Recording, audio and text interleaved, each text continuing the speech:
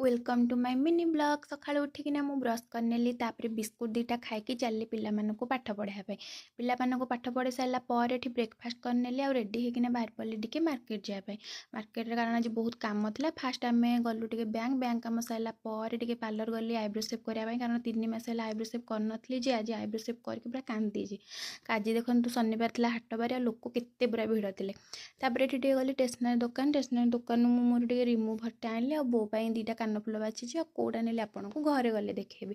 ଆଉ ମାର୍କେଟ ଆସିକି ଯଦି ଗୁପଚୁପ ନ ଖାଇବ, ମାର୍କେଟ ଆସିକି ତାର କିଛି ବି ଫାଇଦା ନାହିଁ।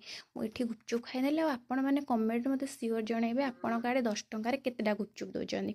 ଆଉ ଏଠି ଗୁପଚୁପ ଖାଇକିନା ମୁଁ ଘରକୁ ବାହାରି ପଡ଼ିଲି ଯିବା ପାଇଁ।